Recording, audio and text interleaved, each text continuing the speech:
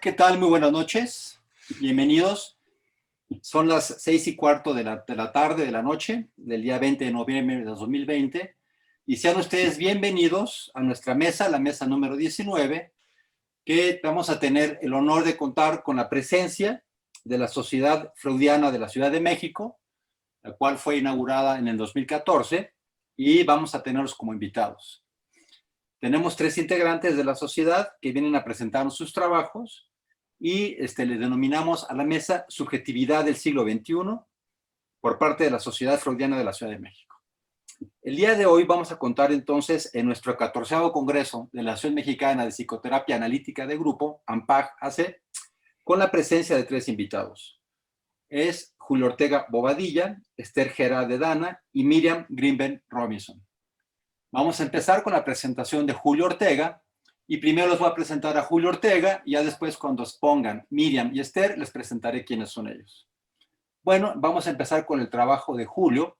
Julio va a presentar el trabajo de ¿Ha variado el inconsciente en nuestra contemporaneidad? Reflexiones sobre la llamada posmodernidad y sus características. Julio es psicólogo, es filósofo, es psicoanalista, es profesor investigador de la Universidad Veracruzana, es miembro de la FEPAL, es miembro de la Sociedad Freudiana de la Ciudad de México, es miembro de la IPA, es director de la revista Carta Psicoanalítica, que además tiene 20 años, hay que decirlo, eso no es fácil. Es autor del libro Foucault ante Freud, de Editorial Paradiso. Este libro se publicó en el año 2013 en México. Además, tiene más de 50 artículos nacionales e internacionales publicados. Pues muy bien, Julio. Entonces empezamos con tu presentación. Vamos a hacer 3 presentaciones de 15 minutos y después pasaremos a un conversatorio donde estaremos esperando sus preguntas. Pueden preguntar lo que ustedes quieran y por supuesto, vamos a ponernos a conversar con las preguntas de ustedes. Julio, empezamos tu presentación, por favor. Muchísimas gracias. La comunicación en la red del Internet en los últimos años Permítame un segundo, voy a compartir mi pantalla. Ya se ve, ¿eh? Correcto. Ha sido llevada a la brevedad del haiku y la interjección, el emoticón simple, el Twitter y la comunicación a través del Facebook, que regula el mensaje desde el arranque. La ortografía y la redacción pulida dejaron de ser para el usuario una preocupación, y lo que llegó a ser importante es esa comunicación aparente de superficie, autocomplaciente, que caracteriza esos intercambios. Se trata de decir, por ejemplo, en 130 caracteres, el caso de Twitter, qué haces, qué sientes, qué piensas, qué dejas de hacer y qué deseas. Y de hecho estamos ante otro cambio donde las imágenes y videos sustituyen al discurso, como en el caso del Instagram, el TikTok, Pinterest, destinados a encumbrar el reino de la apariencia. La máquina altera nuestra forma de actuar y pensar, acerca y comunica, pero también es capaz de restringir y modificar nuestra relación con la vida. No hemos querido pasar a comprender el riesgo que también representa para las mentes infantiles los nuevos aparatos, y en las tiendas de juguetes abundan las computadoras para niños. Los padres enseñan con mucha emoción a sus hijos el uso de la máquina, pero esa máquina es más que un instrumento, es una serie de esquemas y trazos que moldearán su pensamiento. Por algo en Francia se ha intentado regular el uso de los smartphones a los niños hasta que tengan al menos 13 años. Ray Kurzweil es un triste ejemplo de la corriente utopista tecnológica. Él nos dice que el futuro sobre la Tierra estará en manos de lo que él llama una transhumanidad, que dará paso luego a una posthumanidad compuesta por máquinas más inteligentes que el hombre, que llegarán a sustituirle tal y como en Terminator.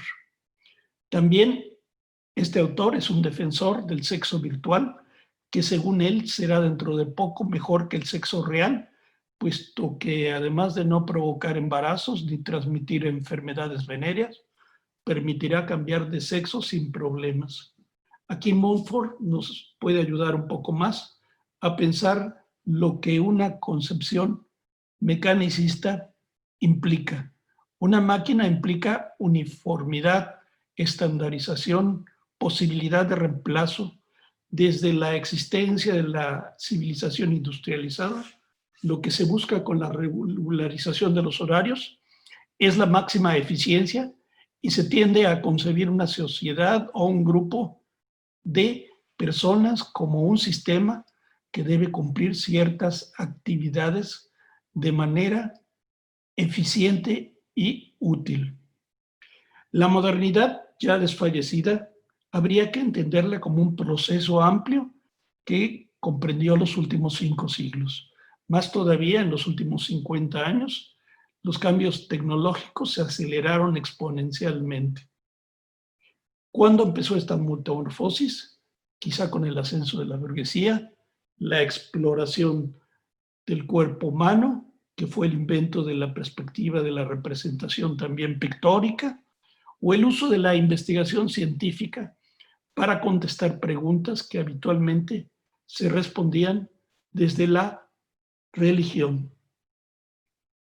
También tuvo que ver con la introducción del reloj mecánico en el siglo XIV, que según Montfort desasoció el tiempo de los sucesos humanos y contribuyó a crear la idea de un mundo no independiente de secuencias matemáticamente mesurables. El reloj empezó a decirnos cuándo comer, dormir o levantarnos. Los médicos hoy en día preguntan en las instituciones de atención pública a los pacientes: ¿come usted a sus horas? El cambio en la forma de vida ha estado ligado tradicionalmente a transformaciones económicas, pero el panorama de la cultura presente ha echado por tierra la interpretación de la historia según la ortodoxia marxista.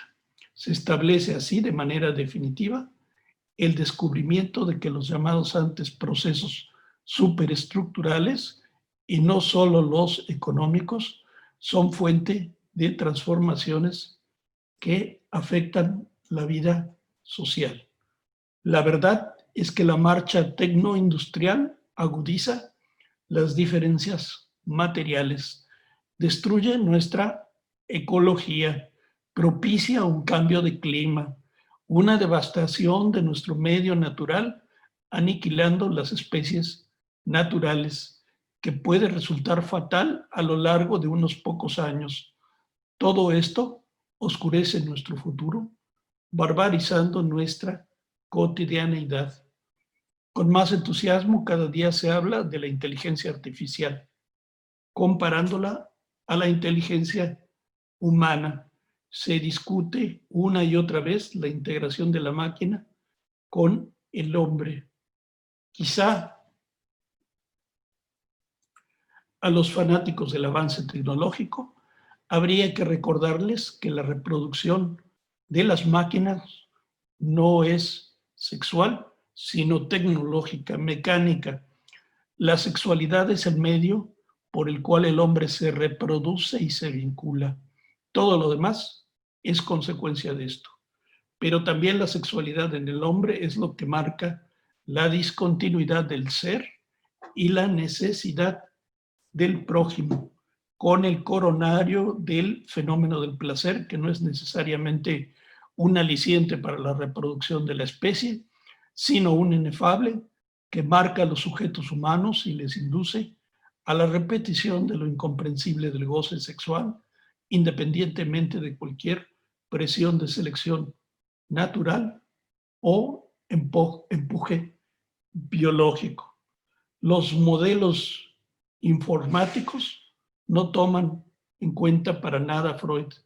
Es un error de procesamiento. Se piensa hoy que el cerebro es una computadora. En lo que respecta a las redes sociales, operan tal y como ya lo había previsto Freud en Psicología de las Masas y Análisis del Yo. El otro juega un papel importante como modelo, objeto, auxiliar o incluso enemigo. El grupo social, conformado por los individuos de una red, una masa psicológica, afecta la vida anímica de un individuo, la altera. Y las redes sociales ayudan a controlar mejor a la población. Morozov nos habla de lo difícil que era antes para los servicios secretos conseguir agendas y listas de nombres de activistas, cuando hoy en día es suficiente con entrar en Facebook y revisar las listas de amigos, las palabras claves. Amén de que los usuarios confunden ahora la verdadera actividad política con colocar un post en la red social o pedir firmas para una lista de apoyo. La actividad en la red es siempre virtual y no puede sustituir completamente a la realidad, aún en tiempos del coronavirus. Lo que es cierto es que la máquina no solo es un instrumento, sino un regulador del pensamiento. Torkel afirma que el Internet y la computadora son algo más que instrumentos y que son formas de acción del nuevo sujeto a través de un mundo que está muy relacionado con la simulación. No había en ese momento documentados casos como el adolescente taiwanés de 18 años que falleció en un cibercafé tras jugar durante 40 horas la versión online de Diablo 3, o el hombre de 32 años que murió tras jugar 3 días seguidos al juego de Blizzard. Hay en este momento chicos que pasan 13 horas o más conectados al Internet a través de sus teléfonos. La vida en la pantalla, para usar la expresión de Torkel, no es otra cosa que un espacio transicional y un objeto transicional que está en el camino, en el intermedio hacia un verdadero objeto, tal y como Winnicott nos habló de la relación del niño pequeño con su madre. La fuerza adictiva del Internet proviene no de sus promesas irreales o de su fuerza simbólica. Lo que importa del objeto transicional, como lo mencionó este analista, es tanto su valor simbólico como su realidad. Es una ilusión, pero con consecuencias reales.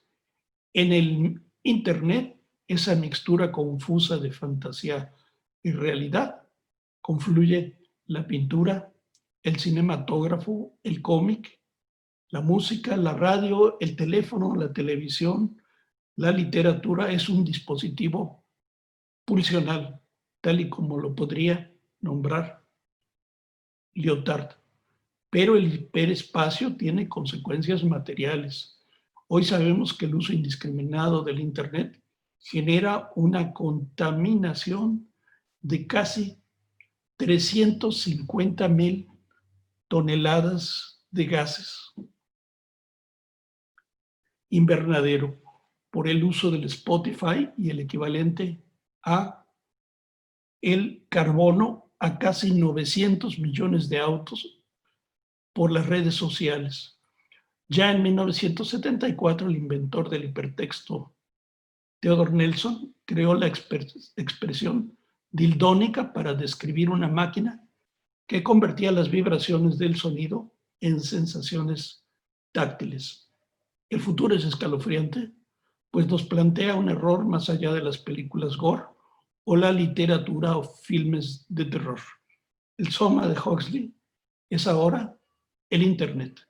Las sombras engañosas de la cueva de Platón se han hecho realidad y somos los esclavos encadenados que rehúsan liberarse para ver el mundo real.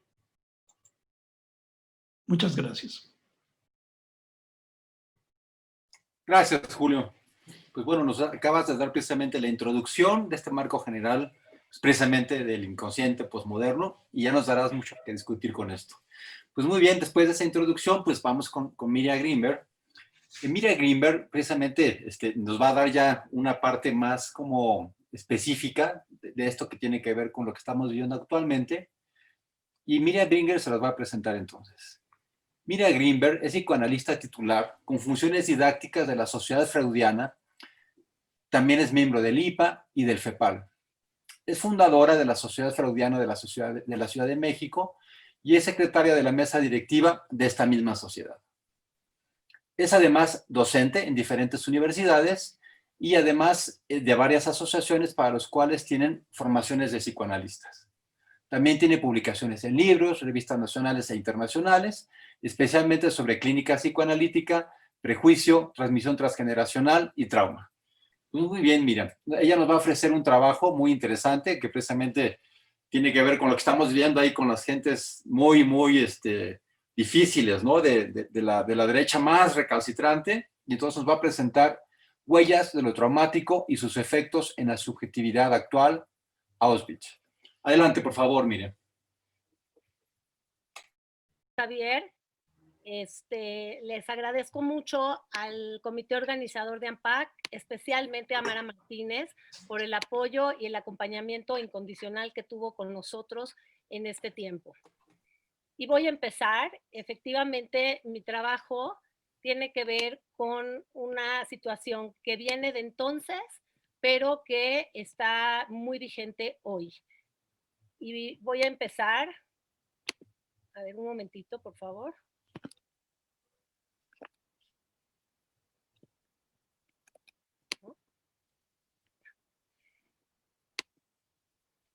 En este momento de incertidumbre, de caos y violencia, se repite El huevo de la serpiente. El huevo de la serpiente es una película de Bergman de 1977, donde lo que presenta es el surgimiento del nazismo. En plena pandemia, viendo dirigentes autoritarios que subieron democráticamente igual que Hitler, en diferentes países, habría que cuestionarnos si tiene algún parecido que nos recuerda a la subida del nazismo, a Hitler, y cómo ahora, en la pandemia, como muchas cosas han sucedido, también está sucediendo que se subraya mucho más todo el problema del racismo, todo el problema de la dificultad entre las diferencias, la intolerancia y la violencia que se ha maximizado en este momento. Me gustaría que pudieran escuchar el trabajo pensando en esto para poder llevar a la discusión estos temas.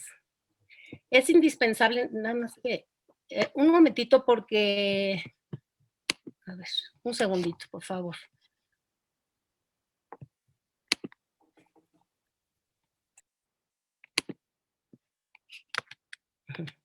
Sí. Gracias. Es indispensable reflexionar sobre las traumatizaciones masivas provocadas por catástrofes sociales, por guerras, regímenes totalitarios que son transmitidas a las generaciones siguientes. Deberíamos responsabilizarnos porque si la transmisión ha establecido huellas traumáticas donde el sufrimiento silenciado en una sola generación se inscribe en huellas de memoria sin representación palabra, justamente porque estas representaciones palabra necesitarían menos traumatización. Esta generación que sufre estos traumas sufren duelos y traumas masivos y extremos, es decir, pierden su identidad, su idioma, muchas veces se tienen que ir de su patria, pierden a muchos familiares al mismo tiempo, sufren torturas, encarcelamientos en diferentes lados, pueden ser campos de concentración, gulags, guetos, etcétera. Y esto es tan fuerte de elaborar en una sola generación que se sabe que se necesitan 3 generaciones para elaborar esto, es decir, pasa a hijos y a nietos con la esperanza de que sean simbolizadas en algún sentido en las siguientes generaciones que no vivieron directamente el trauma. La pregunta del trabajo es, ¿Cuáles son los efectos de dicha transmisión en el establecimiento de la subjetividad respecto a las sucesivas generaciones? Es decir, ¿qué pasó antes que hoy tenemos a este sujeto actual? ¿Y qué va a pasar a partir de toda esta traumatización que estamos viviendo mundialmente para adelante? ¿Qué tipo de sujeto vamos a hacer? ¿Se va a hacer qué tipo de sujeto? También con esto que hablaba Julio, de las redes que hoy nos controlan tanto y que parecería ser un régimen totalitario muy particular. Voy a trabajar en este momento lo que yo llamaré el mal radical o la destructividad. Me centraré para trabajar en ello en el ejemplo límite de destructividad al que ha llegado el ser humano durante la historia moderna, Auschwitz. Usaré como sinónimo Shoah y Holocausto. El ejemplo de Auschwitz muestra el máximo grado de destructividad de la modernidad que, ojo, no comienza y no termina con los nazis. Esto es, como explicaba yo, todo un proceso. No aparecen las cosas, digamos, de la nada, sino son procesos que se establecen. ¿Por qué hablo de la máxima destructividad? Porque ahí apareció lo impensable. Es el mal radical o la destructividad, que ya no es tener a un enemigo en la crueldad y destruir a otro como ser humano, sino es convertir al otro ser humano en cosa. Primero en virus, plaga, enfermedad y luego en material industrial. Después desaparece el odio en la mirada del verdugo. Hay una mirada indiferente. Lo que sucede es que se pierde la condición del semejante. Hay una desubjetivización del otro a nivel masivo. Es la primera vez que aparece masivamente esta destructividad, la primera vez en la Segunda Guerra Mundial. Desde esta perspectiva, el Holocausto es una mirada reflexiva a esos mecanismos destructivos, desubjetivizantes, inherentes en lo humano, que son parte inevitable del progreso, sus alcances y efectos. Cuando hay un intento de olvidar, de borrar el acto, cuando no hay rituales colectivos como intentos elaborativos, lo que se inscribe en las siguientes generaciones es el horror, la palabra indecible y el retorno a lo traumático. Esto nos responsabiliza para pensar lo impensable, porque la victoria del verdugo es crear ese lugar de horror cuya invocación se vuelve imposible. Y solamente es a posteriori que existe la esperanza de darle historización a esos huecos de memoria. Para pensar en todo ello psicoanalíticamente, tomé el concepto de pulsión de muerte en cuando Freud habla en Análisis Terminable e Interminable que hay dos formas de pulsión de muerte. Una es la energía ligada, que aparece ligada con Eros y que le llamaré violencia. Es un estilo de sadismo donde todavía hay ligadura. Hay un vínculo, aunque sea a través del odio y del control, pero hay una ligadura de un otro, un enemigo que sigue siendo humano.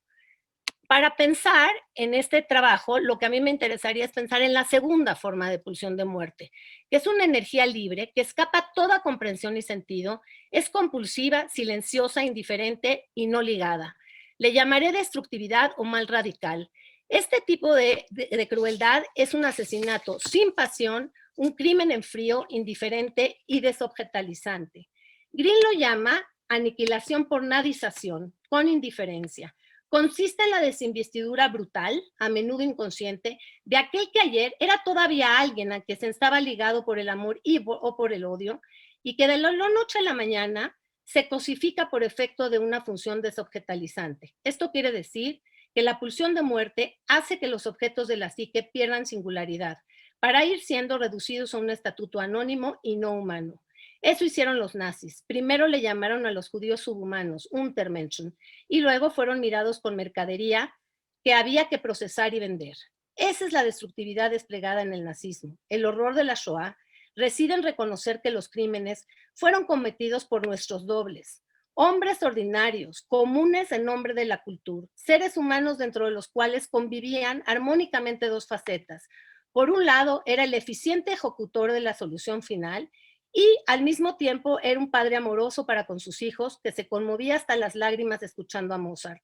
Esto tiene que ver con lo que Arendt postula como la banalidad del mal, que es un estilo de ejercer el mal radical. Decía, los individuos que cometen actos monstruosos no necesariamente tienen motivos malignos. Son individuos movidos por el deseo de complacer a sus jefes. Pueden cometer los actos más horrendos. Lo aterrador de las condiciones burocráticas de la modernidad es que éstas incrementan este tipo de mal, siendo una posibilidad activa aún después de la desaparición de los regímenes totalitarios. Desde este entendimiento del mal, los verdaderos hombres peligrosos son los hombres comunes. Así que debemos preocuparnos por los votantes del mundo que están llevando a líderes autoritarios y tiranos a subir al poder. Hoy dice Agamben que después de la Shoah, el paradigma político de Occidente no era ya la ciudad, sino el campo de concentración. Pasamos de Atenas a Auschwitz. Escuchemos para poder discutir si el hombre común de hoy podría tener el modelo de lo que fue el ser humano de los campos de concentración. Cuando Primo Levi se pregunta entrando al campo, ¿dónde está el mal? Al intentar una respuesta se tropieza no solo con sus carceleros, sino sobre todo con sus propios compañeros. Dice que las primeras amenazas y golpes venían de los otros prisioneros. El mundo del lager se volvía indescifrable, todo perdía sus límites, todo era confuso. Entrar al campo era caer en una soledad abismal, era perder el nombre y el sentido. El cuerpo sensible se ha diluido en el anonimato y el otro humano, que es condición de la propia humanidad, ha desaparecido como tal. Antel me dice, siempre nos estremecemos por no ser más que tubos de sopa, algo que se llena de agua y mea mucho. Aquí ya no cabe considerar un cuerpo propio. Aparece la extrañeza de la impropiedad del cuerpo. El lager, una máquina de destrucción de la subjetividad. El cuerpo del recluido se queda sin identidad, deja de ser un cuerpo simbolizado y se convierte en pura carne desnuda. Es un cuerpo sin sujeto o al borde de perderlo. El mundo del lager anula el mundo del sujeto, aniquila su identidad. En el lager se pierde el pasado, se pierde el nombre, se adquiere un número tatuado que es el nombre de quien se ha convertido en cualquiera. Auschwitz nos hizo enfrentar la manera en que la pulsión de muerte, inherente en el ser humano, puede mostrarse más allá de lo pensable. Esas son las heridas que no se eliminan y cuando esto ocurre, esas marcas se transmiten a las generaciones siguientes.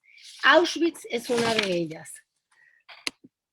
Cuando una generación vive un acontecimiento traumático, lo que se transmite son trazas imposibilitadas de reescrituras que se van trasladando de una generación a otra en calidad de huecos de memoria.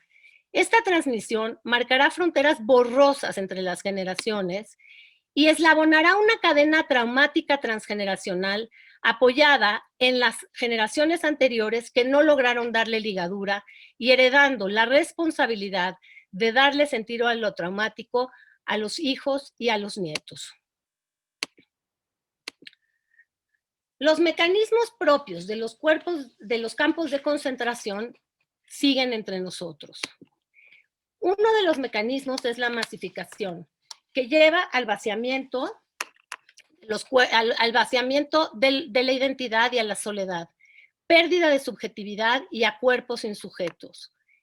La segunda forma de mecanismo de defensa es la superficialización. Esto explica cómo podemos ver en la televisión masacres, muertes y al mismo tiempo comer cereal con leche y seguir con lo cotidiano. A partir de la Shoah, la mirada estética de los cuerpos sufrió una modificación, puesto que nos parecen estéticos y de moda los cuerpos que nos recuerdan a los del campo de concentración. Cuerpos que parecen tubos que se llenan de pura agua y no retienen nada, como decía Antelme. Cuerpos sin sujeto cuyas miradas parecen vacías. La juventud, como espejo del ser humano de hoy, se ha melancolizado, no adoptando la forma de depresión, sino de apatía y de desinterés. Es una melancolía más difícil de elaborar, porque aparece en blanco, como decía Green, no se nota, es silenciosa y lleva al sinsentido. Hay una sensación de masificación, de buscar ser pensados por otros y de miedo a pensar por sí mismos. Se ha buscado perder la subjetividad, el nombre, ser uno más de la masa, ser tatuados, convertirse en hombres sin cualidades, solo nombrables en el reino de la cantidad. Seres estandarizados como eran los seres en los campos de concentración.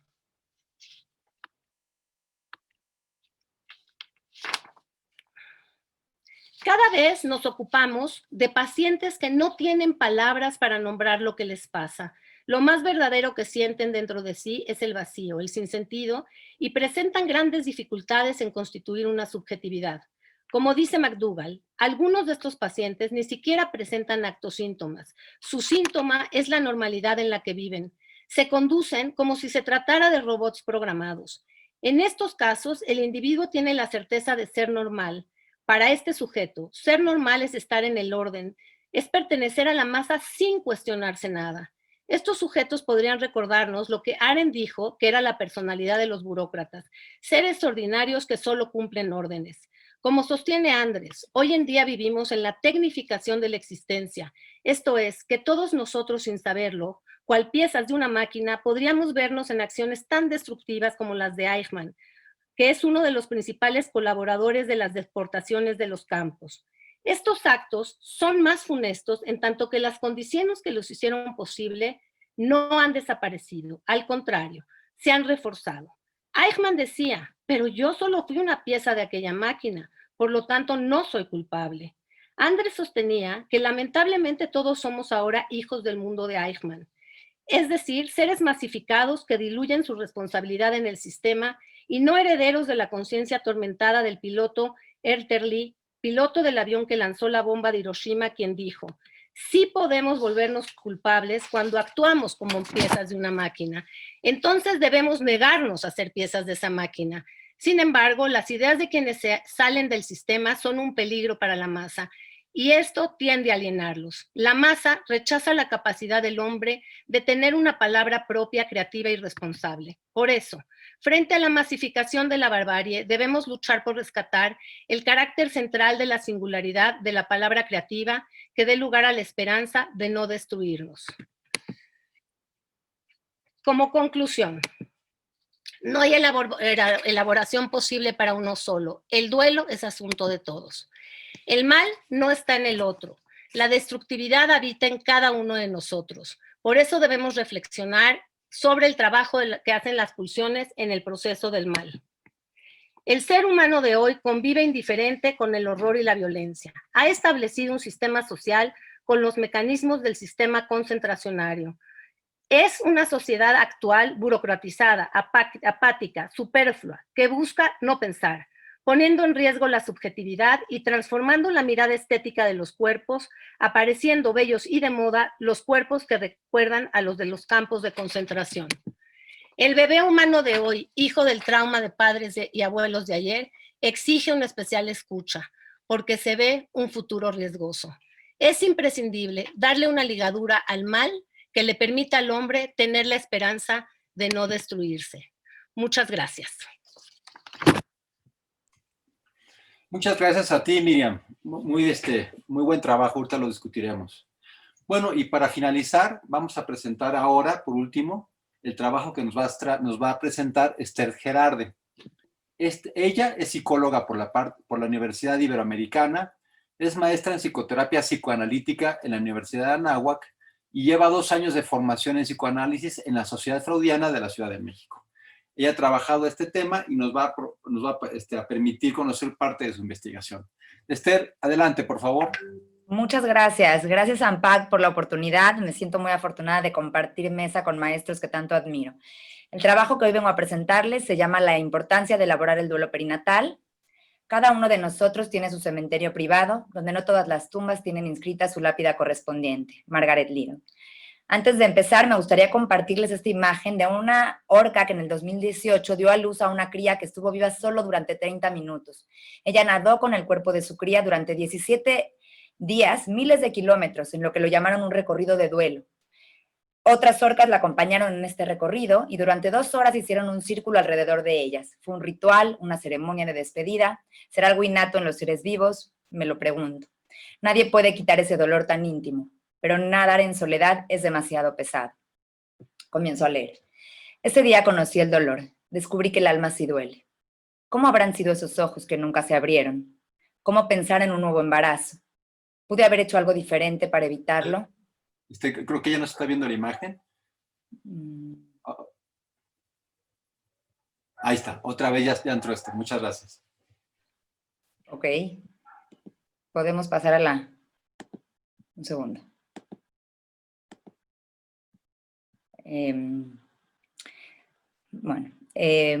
Ese día conocí el dolor, vuelvo a leer. Descubrí que el alma sí duele. ¿Cómo habrán sido esos ojos que nunca se abrieron? ¿Cómo pensar en un nuevo embarazo? ¿Pude haber hecho algo diferente para evitarlo? Pasan los días y sigo llorándote. Nunca imaginé que uno pudiera llorar tantos días seguidos. Tengo miedo de sentir ese dolor siempre, ese nudo instalado en mi garganta. Con el tiempo, ¿me olvidaré de ti? Para Freud, como nos dicen duelo y melancolía, el duelo es, por regla general, la reacción frente a la pérdida de una persona amada o de una abstracción que haga sus veces, como la patria, la libertad, un ideal. Perdón, es que otra vez la imagen se perdió. Está bien así, es que así tiene que ser. Perfecto, gracias, Esther. Es un proceso que se considera necesario para comenzar a desdivinizar lo perdido y posteriormente poder poner esa energía en otros objetos y proyectos. Según la Organización Mundial de la Salud, pues hay diferentes opiniones, ¿no?, del tiempo que se considera. La muerte perinatal es la muerte del bebé durante el periodo que comprende el embarazo a partir de la semana 22 de gestación hasta los 7 días posteriores a su nacimiento. La muerte y el duelo van íntimamente ligados a la cultura y a las creencias. Pero en términos generales, cuando un bebé muere antes de llegar al mundo, para los ojos de la sociedad ese evento no sucedió. El bebé no nació. Por lo tanto, no existió. ¿Por qué hacer un duelo?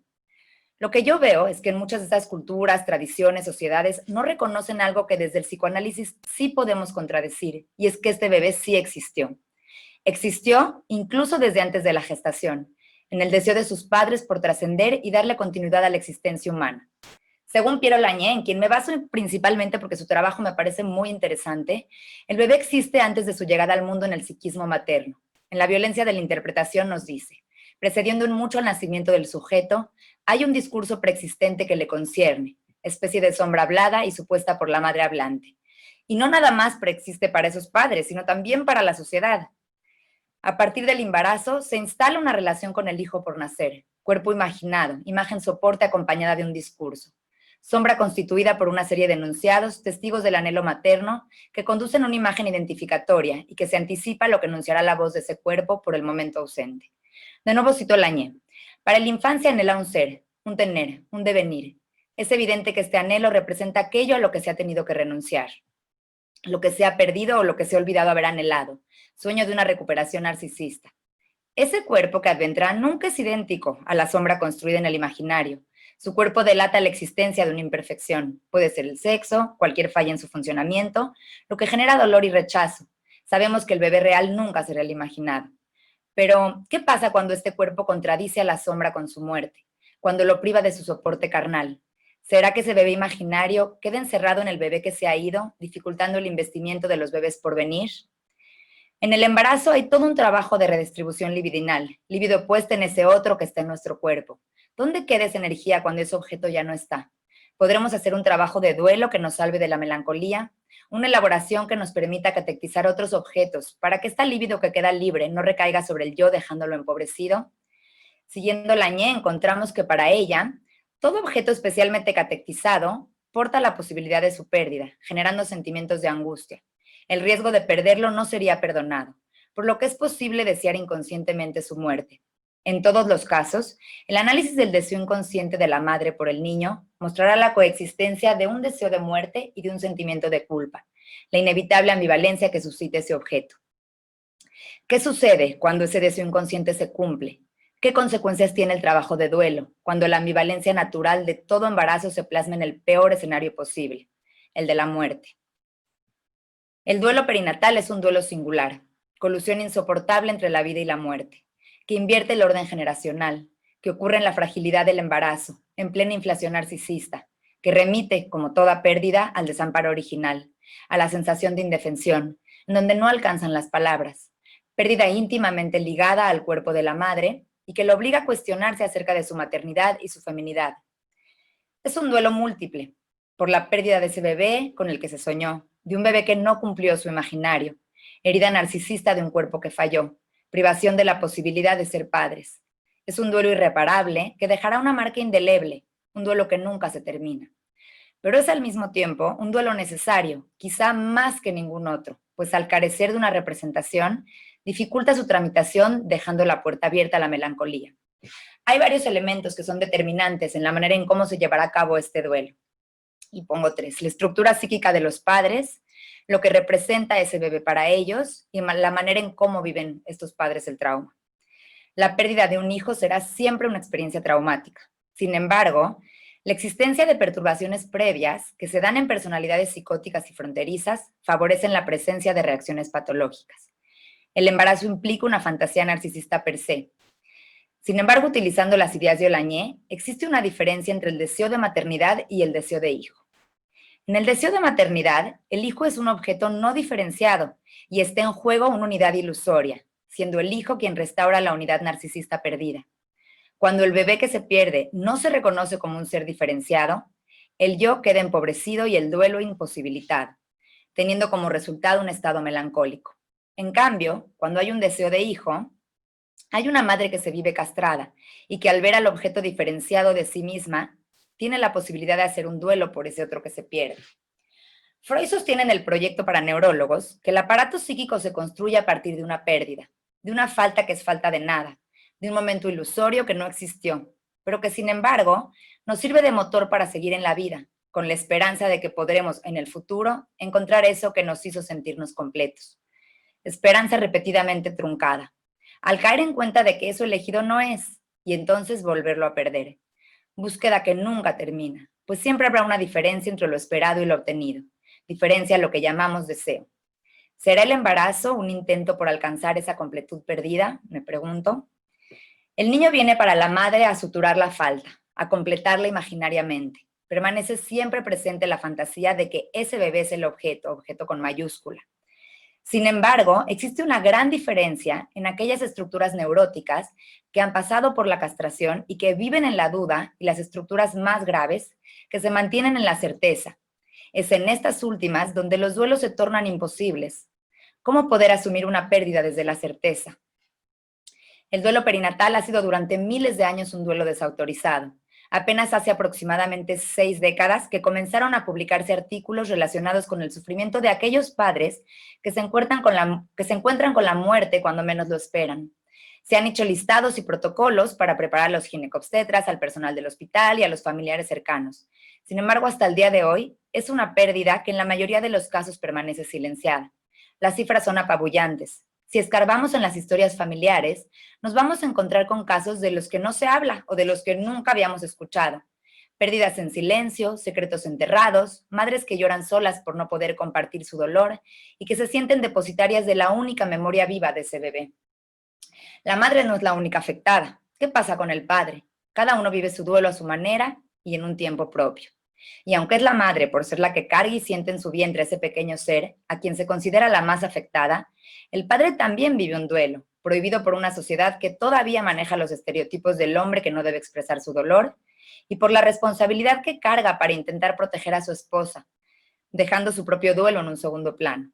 Lo mismo pasa con los hermanos, quienes en muchas ocasiones cargan con la culpa de ser los causantes de la pérdida, debido a la envidia y al deseo de muerte de aquel que sin estar siquiera los amenaza con quitarles el cariño de sus padres. ¿Qué es lo que pasa cuando no se llevan a cabo esos duelos? Un segundo. Está viendo la pantalla, ¿eh? Sí. Cuando estas pérdidas no se elaboran, ¿qué efectos se presentan en las siguientes generaciones que cargan con una muerte de la que quizás ni siquiera tengan conocimiento? ¿Cómo se transmiten esas historias traumáticas, esos huecos de memoria? Nos encontramos en la clínica constantemente con casos de sujetos que carecen de palabras para nombrar lo que les sucede, que viven en el deseo de los otros, tratando de llenar, sin saberlo, el hueco de un bebé que les precedió. Sujetos que sufren de problemas de identidad, de dificultad para vincularse y de fuertes angustias de separación. Incluso muchos de ellos se sienten relegados a favor de otro, de ese bebé muerto que es una ausencia siempre presente. Recibimos en el consultorio adultos en busca de una existencia dentro del mundo, de un lugar dentro de su propia familia donde poder existir con toda legitimidad, pues al parecer ese bebé, hermano no nacido, que les precedió ha ocupado ya su lugar. La historia está llena de personajes como Salvador Dalí, Vincent Van Gogh, Ernesto Sábato, que nos muestran cómo esos bebés de las sombras se interrogan sobre el lugar que ocupan en el mundo y para sus padres, y cómo para hacerse un lugar propio, han tenido que buscar la manera de pasar más allá de sus límites para existir a los ojos de los demás, bebés que cargan con una historia que precedió a su propia concepción e incluso, en muchos casos, quienes portan el mismo nombre que el hermano muerto. Así lo describe Dalí. Antes de mi nacimiento, acababa de morir un hermano. Cuando yo nací, me dieron el mismo nombre que a él, Salvador. Debido a esto, yo viví toda mi infancia y toda mi adolescencia llevando agarrado a mi cuerpo y a mi alma la imagen de mi hermano muerto. Yo nací doble, con un hermano de más, que tuve que matar para ocupar mi propio lugar, para obtener mi propio derecho a la muerte. Todas las excentricidades que he cometido, todas las coherentes exhibiciones, proceden de la trágica obsesión de mi vida. Siempre quise probarme que yo existía y no era mi hermano muerto. Ernesto Sábado es otro ejemplo, escritor argentino, fue el 10º de 11 hijos y fue marcado por la tragedia, recibiendo el nombre del hermano que le precedía y que murió cuando éste era una criatura. En su última obra publicada, Abadón el exterminador, él escribe: me pusieron el mismo nombre. Durante toda la vida me obsesionó la muerte de ese chico que se llamaba como yo y que para colmo se recordaba con sagrado respeto. Como escribe Miriam Grimberg citando a Silvia Gómez, cuando una generación vive un acontecimiento traumático, lo que se transmite son trazas imposibilitadas de reescrituras, que van trasladándose de una generación a otra en su cualidad de hueco de memoria. Esta transmisión establecerá una serie de encadenamientos psíquicos que marcarán fronteras borrosas entre las generaciones, eslabonando una cadena traumática transgeneracional apoyada en lo que las generaciones anteriores no lograron darle ligadura y heredando a las siguientes la responsabilidad de darle sentido a lo traumático. El duelo perinatal engendra una fractura irreparable que nos confronta con nuevos retos. ¿Cómo trabajar desde nuestro espacio analítico con estos pacientes? ¿Cómo sobrevivir a los ataques de ese dolor sin nombre? ¿Cómo ser el depositario psíquico de lo impensable del otro y darle la posibilidad de transformar, como diría Bion, sus elementos beta en elementos alfa, tanto de manera individual como de manera grupal? Y por último, ¿cuál sería nuestra responsabilidad social para que estos duelos no queden en la oscuridad? Para que estos padres logren hablar de su dolor y puedan ponerle palabras a esa experiencia traumática, a ese terror sin nombre. Hoy en día vemos grupos luchando para que estos duelos tomen un camino más viable. En varios países se está buscando la creación de nuevas leyes para registrar a estos bebés.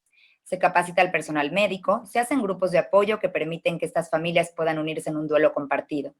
En este encuentro me parece oportuno preguntar, ¿qué podemos hacer como psicoanalistas? ¿Qué podría aportar el psicoanálisis grupal a estas mujeres que comparten un dolor inexplicable? ¿Cómo ayudar a que puedan vivir con la pérdida y reinvestir la vida? Propongo que pensemos en la importancia que tiene ayudar a hacer un trabajo de duelo en estas muertes, en el que a partir de hacer una representación de ese hijo, dándole un lugar, un nombre, una existencia, a través de la elaboración de rituales, de una despedida simbólica, no sea transmitido como un hueco de memoria para las siguientes generaciones, que de manera inconsciente tienen que ocupar un lugar que no es el suyo, para que a pesar de lo incurable del duelo, se intente su elaboración y la vida que se tornó dolorosa se vuelva más vivible. Muchas gracias. No, al contrario, Esther, muchas gracias a ti, ¿eh? Muy lindo trabajo y aparte muy completo y lo hiciste como muy bien articulado finalmente con todos los otros 3 trabajos, ¿no? Bueno, pues vamos a empezar el conversatorio. Ya vimos las 3 exposiciones que nos dan para hablar de muchas cosas y la idea es que podamos hacer un diálogo entre nosotros. Tenemos ya preguntas del público que vamos a ir metiendo para que precisamente enriquezcamos, ¿no? la creatividad entre nosotros mismos. Ustedes mismos pregúntense, yo también les voy a preguntar para que empecemos con un diálogo. Así que siéntanse en su casa para poder hablar cuando quieran y si quieren intervenir. Hagan cuenta que estamos no solamente por un orden cronológico, sino que también pueden intervenir si quieren decir algo al otro de los compañeros que expuso. Bueno, yo para empezar sí quería plantearles una pregunta, porque gracias a la muy buena introducción que nos dio Julio Ortega, en donde nos habla de una posmodernidad, en donde no hay una definición única, Julio nos invita a pensar la posmodernidad desde una perspectiva más amplia, en donde las fechas de inicio de la posmodernidad quedan en consideración de la teoría, y que de alguna manera puede ser que hable de elementos de la condición humana, en donde siempre ha habido ciertos cambios que generan este tipo de fenómenos que nos han descrito, y que claro, aunque Julio hizo énfasis a los fenómenos tecnológicos del siglo XXI, a final de cuentas nos habla de los procesos de incomunicación, de simplificación, que generan precisamente estas redes sociales, ¿no? Y yo lo quería como concatenar con los trabajos de Miriam y Esther en una pregunta que le quiero hacer a los 3.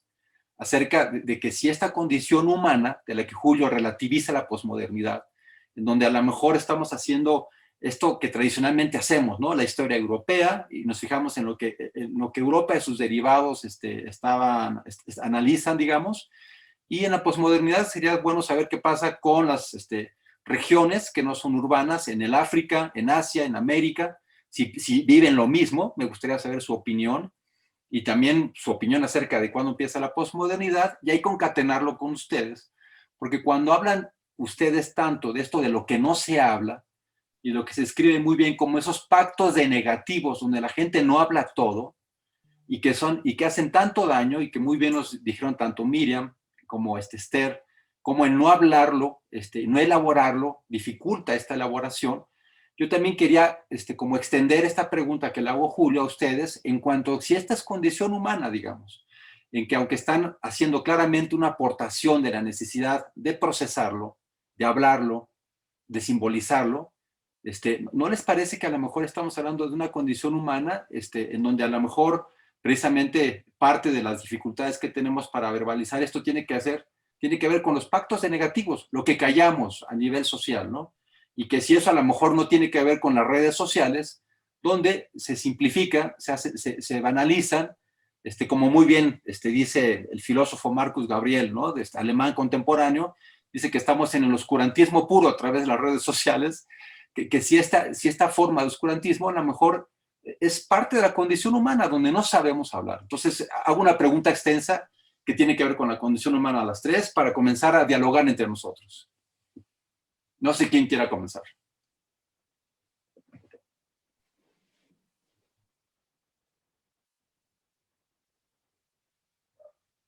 Julio, no se oye, Julio. Es que el micrófono está apagado.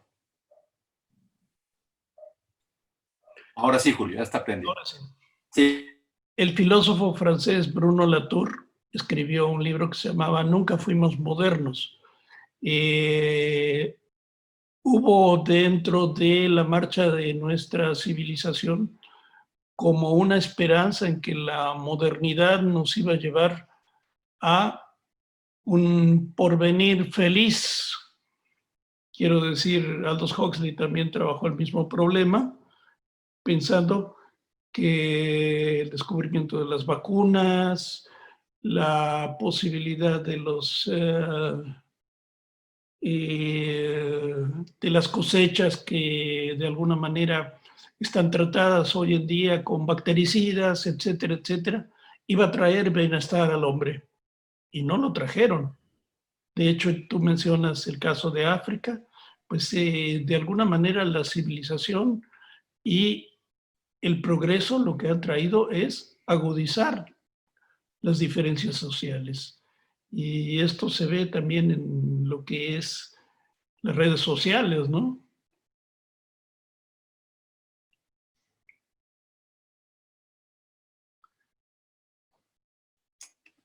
Sí, Julio, gracias. Miriam, Esther, ¿quisieran comentar algo de esto Sí. inicialmente para que empecemos a charlar entre nosotros? A mí me viene una pregunta a la cabeza, es ¿qué agujero se intenta tapar con esta idea de productividad? Mientras leías pensaba en eso, ¿no? En esto que yo dije, ¿no? Como de una falta que tenemos, pero que parece que esta idea de productividad intenta borrarla, como que no existe, ¿no? Y también pensé en dos cosas, en este programa ahora que hay en Netflix, no sé si lo han visto, que se llama The Social Dilemma, que hablan de cómo, pensando en el trabajo de Julio, que habla de la tecnología, ¿no? Y de cómo no nada más están como adelantando a lo que pensamos, mandándonos como esta publicidad muy, muy personalizada, pero sí me pregunto, ¿no? Si también van a crear en un futuro lo que sentimos, nuestros pensamientos, ¿qué va a pasar con esto que ahora, y por la pandemia más tenemos que usar, ¿no? Porque nos peleábamos muchos con que no usáramos la tecnología, pero ahora no hay de otra, ¿no? Tenemos que estar muy metidos, a veces muchas horas todos, en las redes. Y por último, pensaba también en este libro de Momo, de Michael Ende, que justo lo estoy leyendo con mi hija, y cuando tú decías, yo pensaba en eso, en el tiempo, en cómo ya desde ese, es un libro que se escribió en 1973, y cómo ya había un problema con el tiempo que nos robaban, ¿no? Estos hombres grises, y que ahora habría que pensar que seguramente hay muchos hombres grises alrededor de nosotros, pero que nos están como intentando robar el tiempo, intentando apresurar. En mi caso, yo pensaba acelerar un duelo que no se puede acelerar, ¿no? Como todo tiene que ser rápido. ¿Se puede? ¿Se puede hacer las cosas más rápidas para ser más productivos? No lo sé. Me quedo con esas preguntas para abrirlas. Bien, a mí me parece interesante tu pregunta, porque bueno, evidentemente nunca el ser humano no puede decirlo todo y por eso está estructurado el aparato psíquico con represión, digamos, ¿no? En ese sentido, no todos nos los podemos ni decir a nosotros mismos, pero sí creo que hay una diferencia entre hacer los pactos silenciosos de estas traumatizaciones extremas, ya sea de guerras, de regímenes totalitarios o en lo individual, frente a situaciones familiares como la muerte de un hijo, y donde los pactos silenciosos quedan, digamos, callados en nivel de secretos. Eso sí establece una situación patológica que me parece diferente, por un lado, ¿no? No es lo mismo la represión necesaria, inclusive esta sensación de intimidad de uno con uno mismo, del que habla Winnicott, a decirlo todo, ¿no? De ninguna manera, pero a diferencia de establecer secretos, que eso sí establece huecos de memoria y la incapacidad de simbolizar situaciones muy graves en donde sí patologiza a las siguientes generaciones, tanto en lo familiar como en lo social.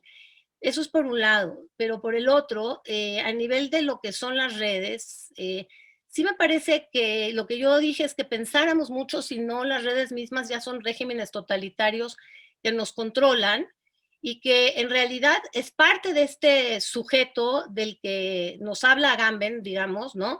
De estar en los campos de concentración, en el sentido que ahí es también donde se estableció quizás por primera vez este sujeto, digamos, completamente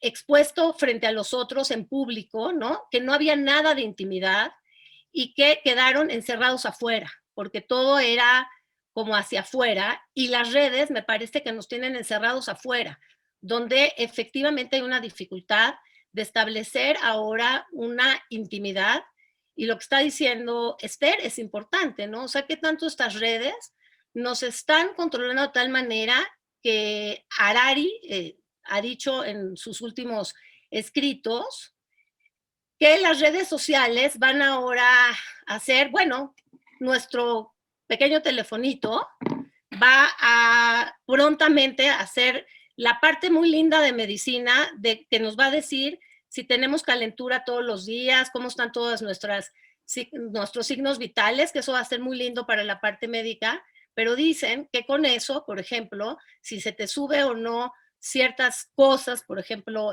la temperatura o tus signos vitales, ellos van a poder determinar tus partes emocionales. Y entonces, si estás viendo un programa y ellos lo van a saber, entonces van a saber si te gusta o no, por ejemplo, el político que está de frente. Y nos van a tener totalmente controlados en ese sentido, sí, que a quién te gusta y quién no te gusta.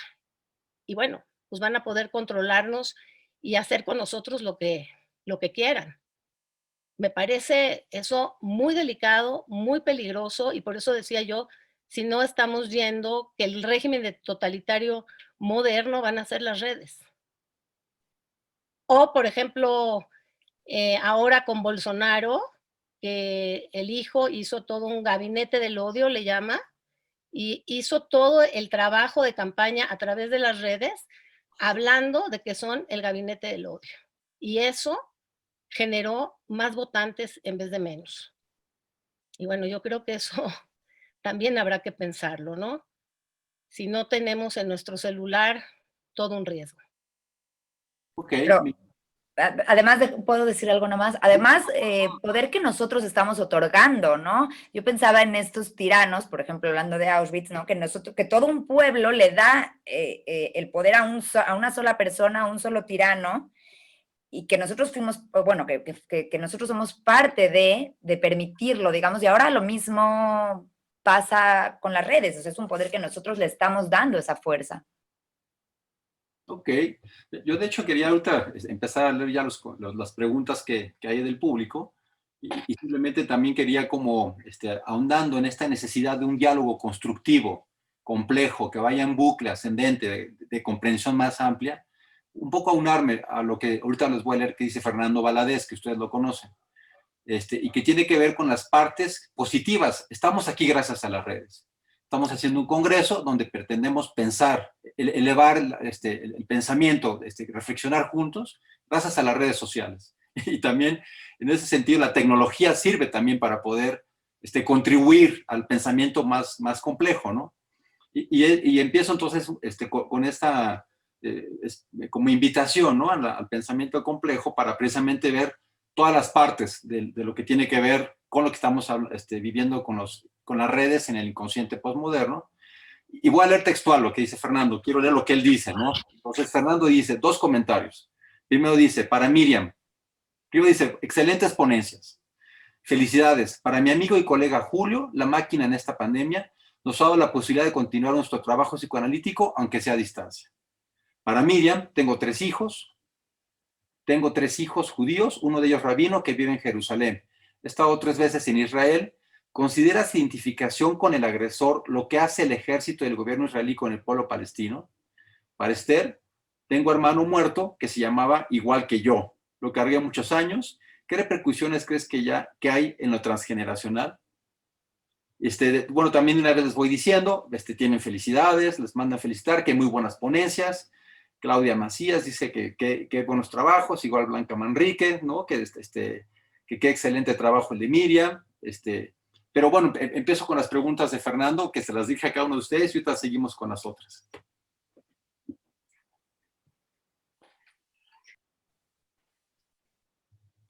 Tiene una observación para cada uno de ustedes. No sé si alguien quiere comenzar. ¿Quién empieza? Muchos saludos a Fernando, excelente amigo. Bueno, efectivamente, las redes y la videoconferencia nos han permitido seguir trabajando en estos tiempos de coronavirus.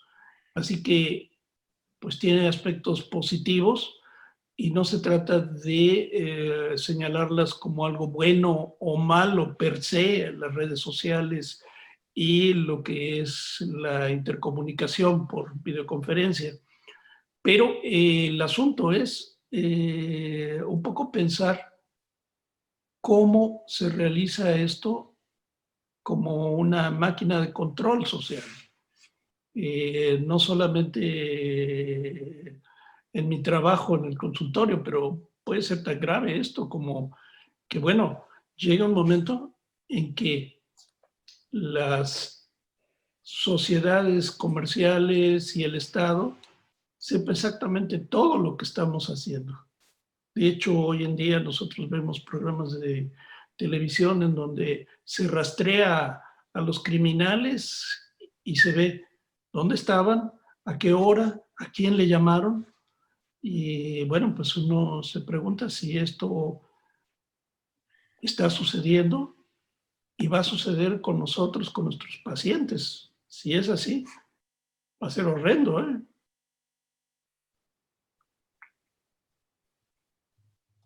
Gracias, Julio. Miriam, Esther, ¿quieren comentar algo de lo que les pregunta Fernando? A ver, gracias, Fernando, por la pregunta. Parece que es delicado, así como estamos hablando de la complejidad de las redes, y que es cierto. O sea, yo sí creo que el control de las redes a través de los estados y de la gente que tiene el acceso a controlar las redes es peligroso, muy peligroso. Pero es cierto que las redes, como cualquier otra, digamos, instrumento humano, tiene una mezcla de pulsiones y por supuesto que también tiene la parte muy positiva y ahorita en la pandemia lo vimos, o sea, y nosotros como psicoanalistas fundamentalmente, si no hubiéramos tenido las redes, hubiéramos realmente tenido que cerrar los consultorios y afortunadamente pudimos acompañar en la medida de lo posible a nuestros pacientes, que sí me parece que muchas veces, a mí por lo menos, me sorprendió profundamente. Yo sí he trabajado en redes desde antes con algunos pacientes que se iban de México y me pedían continuar, lo hacía, pero no empezar nuevos procesos que ahora sí hice. Y sí me sorprendí porque sí muchas veces esta pantalla, que puede ser a veces un muro, se convierte, sí es cierto, en una ventana y se puede trabajar, pero siempre con la dificultad de que no estamos en el encuentro de cuerpos, que sí creo que hace la diferencia. O sea, a pesar de que hay una ventana que se abre y que hay un encuentro que sí se trabaja y que sí hay transferencia, etcétera, siempre el encuentro de cuerpos hace un trabajo de vínculo humano que nunca te lo dará la red, me parece. Y la pregunta que me haces directamente me parece muy interesante y por eso empecé con redes, porque también es igual de complejo y mezcla de pulsiones. Yo creo que no se podría hablar, digamos, de toda la gente que está en el ejército o que pertenece a Israel de una sola forma de entender las cosas. Sí me parece que pensarlo como esto que tú dices me parece delicado, porque Israel ahora es un país que se tiene que defender y no es un sistema nazi que destruyó a gente inocente por una serie de sensaciones que, digamos, tenían la idea de ser el superhombre, pero no nada más a los judíos, porque a mí me parece que el judío es el representante por hacer la diferencia, pero en el judío estamos hablando del gitano, del homosexual, del discapacitado, del comunista, de todos los que estaban, que ellos consideraban que no pertenecían a la raza aria y a la raza pura. Y me parece una gran diferencia con, digamos, un país que defiende sus fronteras. Sé que la gente tiene sus formas de pensar, pero a mí me parece que eso sí es delicado pensarlo como si fueran ahora una identificación proyectiva de lo que sucedió en el nazismo. Me parece muy delicado. Aquí me quedo. Sí. Yo quisiera ahí también nada más contribuir con lo que dijo Walter Benjamin, un judío que se suicidó ante esta situación de la persecución, cuando hablaba de que ante la grandeza siempre están los parias que son precisamente los exiliados, los que son sometidos por las sociedades autoritarias, ¿no? Y hablaba precisamente de que esa grandeza, ¿no? de las sociedades, de los imperios, siempre traen atrás un paria que fue aplastado en la historia de la humanidad. Y eso habla sobre la violencia y a través del proceso de historicismo, ¿no? Pero bueno, ya regresando con Esther, ahí tienes una pregunta y ahí me gustaría recomendarte un libro, ¿eh? No sé si ya leíste Cristóbal Nonato, de Carlos Fuentes.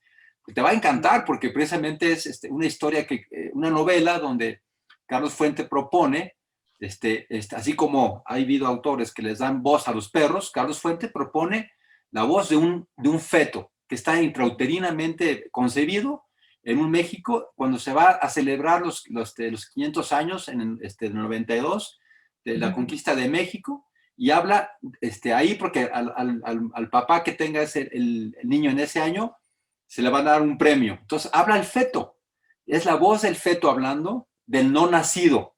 Y me parece que complementaría muchísimo, ¿no? Tienes un trabajo ahí lindísimo que has hecho y me encanta que traigas tantas preguntas porque entonces enriqueces el diálogo.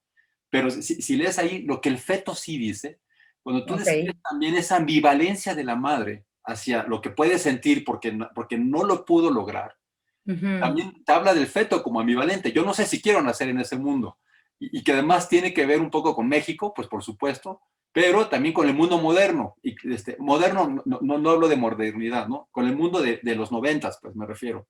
Mexicano, que ya incluye un PRI aplastante, autoritario, y ahí se conecta con los trabajos de Julio y Miriam, pero serían interesante cuál es la voz del nonato. Y Carlos Fuentes lo hace espléndido, lo va describiendo, ¿no? Lo que va, porque tampoco está seguro de querer vivir. Ok, lo voy a revisar, gracias. Me parece interesante. Y ahorita que dices de darle voz, lo que me viene a la cabeza justamente es que muchas veces también el problema creo es que la sociedad no quiere escuchar. Pienso, por ejemplo, inclusive en los sobrevivientes de las guerras. O sea, la sociedad no quiere escucharlos, no quiere escuchar tampoco estos traumas de estas madres. Digo, a veces sí, pero te encuentras con mucha gente que no, porque eso genera mucha angustia. Y entonces, por eso ahí entramos nosotros, ¿no? Para dar esa oportunidad, ¿no? De dar voz, de darles voz. Y bueno, y a la pregunta que me hacen, me parece que sería muy difícil decir cuál es el efecto. Yo creo que habrá que ir haciendo una reconstrucción de una historia, ir resignificando, pero en el caso por caso. O sea, no podría decir esto es lo que sucede cuando pasa, pero me parece que cada caso tendrá digamos, sus problemáticas. No sé si contesto mucho la pregunta, pero creo que sí es caso por caso. A ver, les voy diciendo parte de las preguntas, ¿no? Para que no queden... Sí, Miriam, por favor.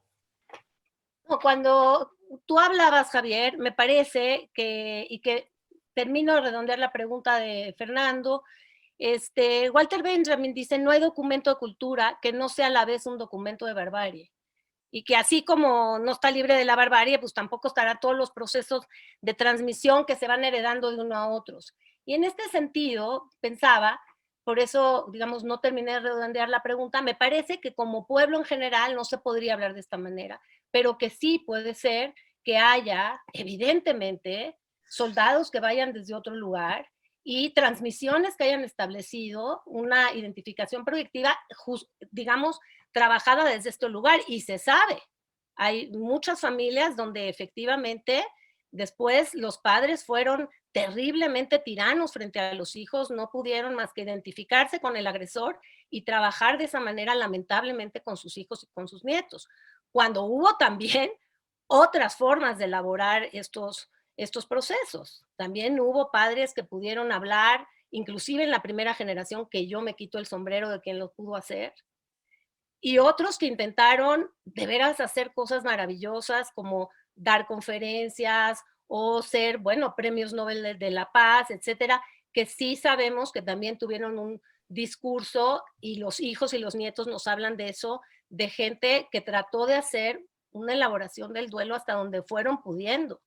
La gran mayoría fueron trabajando con sus hijos de darles casa, de darles sustento, y no tenían toda esta parte afectiva por el miedo a pasar toda esta dificultad. Entonces hicieron esto que Javier hablaba de los pactos silenciosos, en donde los hijos no querían hablar de los traumas para no lastimar a los padres, y los padres no hablaban de sus traumas, según ellos, para no dañar a los hijos, y que por supuesto que los dañaron en el silencio. Entonces me parece que es complejo y que tenemos que pensar que caso por caso. Ok. Ahora, y ahí, fíjate, digo, complementando todo esto, yo quería como aportar un estudio que se publicó hace 2 años, precisamente si lo queremos hacer complejo, en donde se hace una valoración de los síntomas gastrointestinales de los nietos de quienes estuvieron precisamente internados o estuvieron en un campo de concentración. Y lo que resultaba muy interesante es cómo se hace un planteamiento de cómo a nivel biológico puede existir un daño en ese proceso en donde esa madre que está embarazada de una niña que ya viene en camino in útero, y que esa niña en útero ya tiene ovarios en formación, puede tener alguna repercusión epigenética en la tercera generación, digo, a nivel biológico también, ¿no? Digo, para darle también esta complejidad, y que se veía precisamente en qué pasaba en la expresión epigenética una vez que nacía la niña. Son 3 generaciones. Ya la cuarta no alcanzaría, ¿no? En este mecanismo de explicación, porque aún no sabemos cómo pueda alterar en una cuarta generación la parte epigenética. Eso no se sabe, pero sí complementa todo esto que estabas diciendo, ¿no? Y quería, bueno, nada más, digo, como Esther trae tantas preguntas, me parecía muy importante también que, como hablarlo desde el psicoanálisis grupal. Porque precisamente el trabajo que presenta René Caes en este congreso, que tiene que ver con el mal-être, el malestar, mal-ser, y de hecho inclusive como que hemos hablado de mal-ser, para distinguirlo un poco del malestar de la cultura de Freud. El mal-ser tiene que ver con todo lo que han descrito, ¿no? Con todo lo que está pasando, pero la propuesta de Caes precisamente tiene que ver cómo es que el dispositivo grupal precisamente puede servir mucho para tener esos garantes sociales que se han perdido en la posmodernidad. Y él habla precisamente de cómo el encuadre de tipo psicoanalítico grupal favorece ese soporte social a través de los procesos vinculares intersubjetivos, que puede también tener este proceso de sanación en una red de conexión social, digamos. Y un poco para ir también conectando con las preguntas de Esther. Y también quiero leer las preguntas, porque aquí tienes varias preguntas que les han hecho. Primero, Alexandra Sielak habla, doctor, ¿podría ampliar un poco más sobre la cuestión de la tecnología con su función de objeto transicional? La misma, de una vez, la otra pregunta de Alexandra Sielak. Gracias por el trabajo. Tema interesante. Con respecto a lo que se decía en la presentación sobre que el síntoma de la sociedad es la normalidad, ¿qué pensar de la nueva normalidad con respecto a la sintomatología actual? Son dos preguntas de la misma persona. No sé si las quieran responder. Creo que están dirigidas, la primera a Julio. Sí, muchas gracias. Bueno, en primer lugar, la cuestión del objeto transicional me parece que como está pensada, de hecho, por, ¿cómo se llama esta mujer? Bueno, no importa. Es una manera de pensar que la pantalla en realidad es algo que está entre el objeto y el sujeto.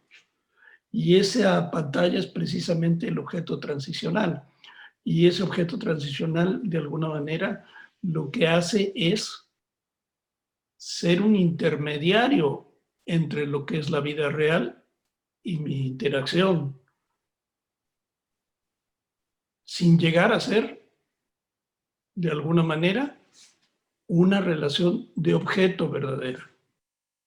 Esto es muy interesante porque de alguna manera nos va a poner a pensar en la clase del trabajo que nosotros hacemos con pacientes a través de la pantalla. Por ejemplo, hoy en día, de un tiempo para acá, hubo muchos colegas que rechazaban el trabajo a través de la videoconferencia y decían que no debía hacerse, que debía ser en persona, que pues mejor correr el riesgo de enfermarse de coronavirus.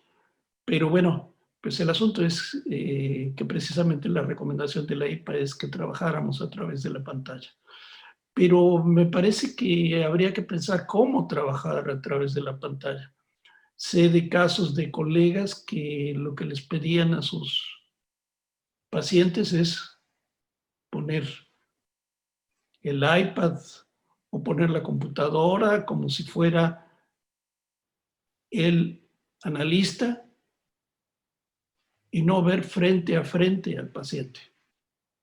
Y a mí me parece que es interesante como para pensarlo porque creo que la presencia del analista en el consultorio, cuerpo a cuerpo con el paciente, es una falta que de alguna manera va a realizarse y que debe ser suplida por el trabajo en la pantalla viendo al paciente. No solamente hablando con él, como si fuera el teléfono, sino viéndolo. Y creo que han ido variando las condiciones de lo que es el uso del teléfono, del videoteléfono, y se ha hecho cada vez más regular, cada vez más normal la videoconferencia y debemos usarla. Eso con respecto a la primera pregunta. La segunda pregunta, nueva normalidad, es una palabra que se me hace extraña. Realmente no es una nueva normalidad, es una normalidad extraña. Y siempre va a ser una normalidad extraña el tener un virus como el que tenemos en estos momentos en la historia, ¿no? Es una manera de tratar de decirle a la gente, no se preocupen, no está pasando nada, ¿no? Pero la enfermedad está ahí. Y pues esperemos que venga pronto la vacuna, ¿no? Esther, ¿querías decir algo? Sí. Julio, ¿terminaste? Sí.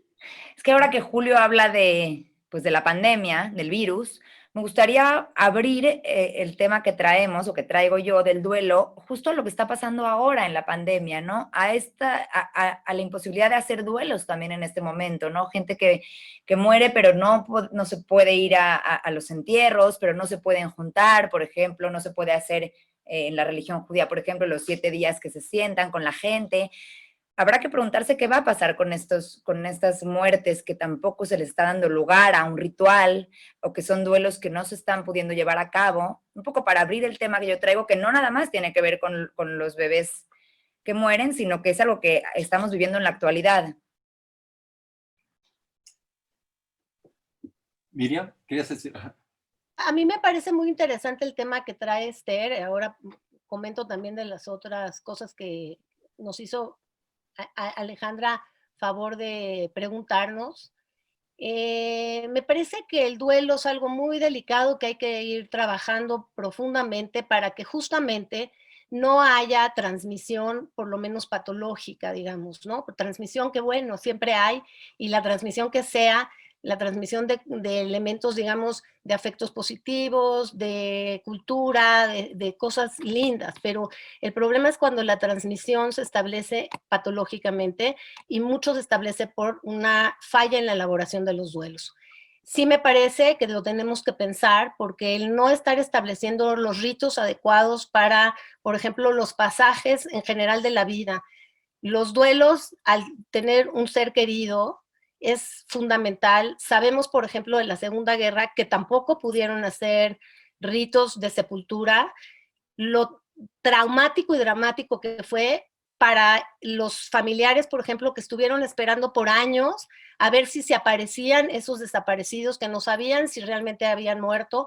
A veces les habían dicho que sí estaban en las listas de los fallecidos, pero de todas maneras, como no habían visto lo que les había pasado, entonces quedaban con una sensación de tener el cementerio adentro de ellos y esperando, hicieron hasta cuartos, por ejemplo aquí en las familias en México hicieron cuartos para esperar a sus familiares que nunca llegaron. ¿Qué va a pasar con estos duelos mal elaborados de la pandemia, de estos seres queridos que cuando nos los entregan en una bolsa negra que no podemos abrir para estar seguros que es el familiar muerto, o cenizas que tampoco vimos de quién son esas cenizas? Me parece muy importante porque justamente la falla en la elaboración es lo que hace el traumatismo de la transmisión, digamos. Y bueno, a mí me gustaría que lo comentaras, Esther, ¿qué más piensas, Julio?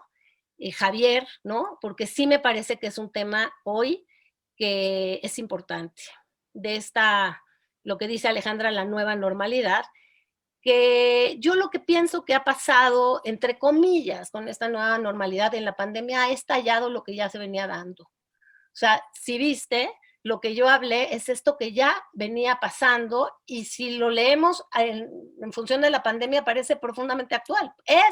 Pero no es que pasó en la pandemia, sino nada más estalló se subrayó más todas estas situaciones. Y sí, que vemos mucho más un vacío, una soledad, sensaciones de gente que se sienten robots programados y lamentablemente con esto que también estallaron las redes, no sé si a través de las redes, sin darnos cuenta, inclusive vamos a ser, digamos, sujetos que solo cumplimos órdenes. Espero que no. Y por eso me parece que el psicoanálisis tiene que hacer un trabajo con la cultura. La palabra y la escucha me parece que es fundamental hoy para parar todas estas cosas que la gente no se da cuenta en la que entra a través de las redes y de lo mediático. Y finalmente, con lo de Julio, no sé, Julio, me parece y me gustaría oír tu opinión. Sí, la mirada en las redes es importante, pero, por ejemplo, yo con algunos pacientes, caso por caso, me he acomodado mejor por teléfono, sin imagen. Y me parece que el encuentro de la voz muchas veces me ha hecho sentirme mucho más cerca del paciente y el paciente de mí. La voz hace una mirada muy particular, como muy profunda, muy de entraña, que a veces a algunos pacientes me parece que en el encuentro transferencial me ha molestado justamente la imagen porque se pierden en la imagen y no, digamos, entran dentro. Entonces, bueno, eso yo lo hablo porque sí, con algunos, indudablemente me parece fundamental mirarlos porque están más desestructurados, porque hay que hacer algunas otras cosas particulares. Pero con otros, la imagen me estorba. Entonces, no Me sé parece qué piensas tú. que cada paciente en particular debe ser visto de manera diferente. Totalmente. Y evidentemente, pues con algunos pacientes trabajarás mejor por teléfono, pero yo he pensado, he razonado sobre el hecho de que tú, cuando recibes a un paciente en el consultorio, pues presentas tu cuerpo, le das la mano al paciente, sabe que estás detrás del diván, o sea, está tu cuerpo completamente jugado. Y en ese sentido, la imagen está en lugar del cuerpo, o en el caso de la videoconferencia. Y a mí me parece que ha resultado un trabajo interesante que me ha gustado hacer con los pacientes que así lo han buscado. Por cierto, hay una característica, no sé a ustedes cómo lo piensan, pero cansa más ver a Mucho, un paciente por videoconferencia que verlo en el consultorio. mucho. Y en eso sí estoy totalmente, digamos, contigo, de que el cuerpo es el cuerpo. El encuentro entre dos no se va a sustituir por una pantalla. Pero la parte afectiva, que estoy de acuerdo, una será la mirada, que a veces estorba y a veces ayuda, y otras veces sí creo que la voz establece una mirada muy profunda que no todos los pacientes toleran. Por eso digo que es caso por caso. Son las dos formas de vínculo afectivo que tenemos para hacer encuentro con el paciente en la pantalla. Ok. Miriam, no puedo dejar de hacerte una pregunta con tu trabajo, que es que ahora que ya inclusive hablaste de esta violencia que tiene que ver con el hecho de no poder identificar a tu ser que murió y que no puedes hacer el duelo, ni siquiera. Digamos, la violencia mexicana, que es, en este momento es muy importante, con los desaparecidos, con la gente que se secuestra y desaparecen, pues se vive a diario, ¿no? Y son miles de casos. Entonces, esa violencia mexicana, que es nueva, digamos que eso sí está documentado, ¿no? Que es de los últimos años, nos está dando este tipo de escenas y yo no puedo dejar de preguntarte algo que me parece muy importante, porque tú hiciste una clara discriminación entre la violencia pulsional de muerte, que tiene que ver cuando se confunde con la pulsión de vida y con el objeto, y que se puede odiar a ese objeto. Hay un objeto que se odia y lo diferencias muy bien, ya eso le llamas violencia, ¿no? Lo diferencias muy bien de esa otra que tiene que ver con ese cuerpo sin objeto, desobjetizado, que es un cuerpo vacío. Haces muy clara la diferencia y hablas mucho de eso en función de lo que pasa en estas experiencias como en los campos de concentración. ¿Tú qué piensas acerca de lo que está pasando actualmente en que en el feminicidio precisamente está cambiando esta postura en donde si antes había mayor castigo a esto que se haya denominado en neurociencias, que es la violencia caliente, que es la que tiene que ver con el odio, con la pasión que se está dando, versus la violencia que es fría, que es calculada, que es sin objeto precisamente? ¿Cómo ves tú que ahora estas nuevas leyes que promueven en el feminicidio, que exista este castigo especial, precisamente porque es un crimen pasional, es un crimen con objeto, es un crimen de odio ante alguien al que se ama, ¿no? En esta ambivalencia terrible, por supuesto, pues, pero que es exactamente esa diferencia que tú haces en tu trabajo. ¿Tú qué pensarías de esta propuesta donde se incrementa el castigo que sí hay objeto versus el que no tiene objeto? Claro que no somos, no somos aquí abogados, ¿verdad? Pero creo que sí tendríamos que, como psicoanalistas, tener una opinión acerca de esto. ¿Qué pensarías de este nuevo enfoque que se está dando al feminicidio en base a estas violencias de las que tú hablas?